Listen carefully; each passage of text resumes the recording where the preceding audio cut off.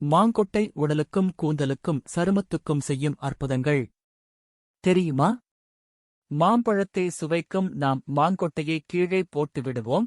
ஆனால் மாம்பழத்தின் விதைகளில் வைட்டமின் பி6, கொழுப்பு, கார்போஹைட்ரேட்டுகள், protein, vitamin E, நார்ச்சத்துக்கள், amino அமிலங்கள் போன்ற சத்துக்கள் உள்ளன.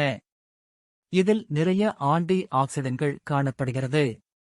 மாங்கொட்டைகள் நமக்கு எந்த மாதிரியான நன்மைகளை வழங்குகிறது என அறிந்து கொள்வோம். இதை படித்த பின் மாங்கொட்டையை தூக்கி போட மாட்டீங்க. மாங்கொட்டை விதையின் வெளிப்புற அடுக்கை நீக்கி உள்ளிருக்கும் பருப்பை உலர வைத்து பொடியாக்கிக் கொள்ளுங்கள். இதை தேங்காய், ஆலிவ், எள் அல்லது கடுகு எண்ணெயுடன் இந்த பொடியை சேர்த்து கலக்க வேண்டும். பிறகு எண்ணெயை ஒரு கண்ணாடி ஜாடியில் ஊற்றிக்கொள்ளுங்கள். இந்த கலவையை ஒரு வாரம் வெயிலில் வைக்க வேண்டும். இந்த எண்ணெயை தலைக்கு தேய்த்து வந்தால் முடி உதிர்தல் அல்லது நரைமுடி பிரச்சனையை தவிர்க்க முடியும்.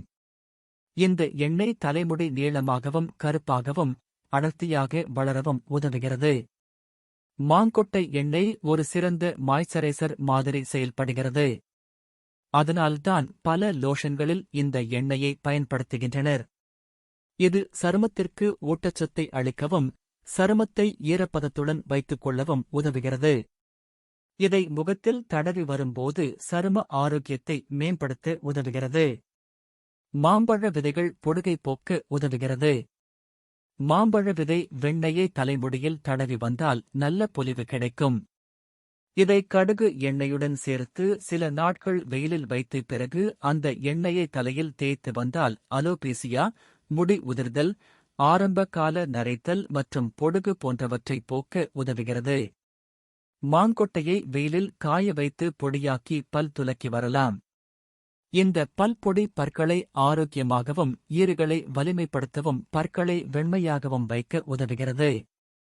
மாங்கொட்டைகளை பொடி செய்து வைத்துக் கொள்ள வேண்டும். பக்குவமாக பொடித்து வைத்தால் 1 வருடம் வரை கூட தாங்கும். ஒரு நாளைக்கு 3 முறை சாப்பிட்டு வரும்போது வயிற்றுப்போக்கு குணமாகும். மாங்கொட்டை வெயிலில் உலர வைத்து பொடியாக்கி அதனுடன் தேன் சேர்த்து சாப்பிட்டு வரலாம்.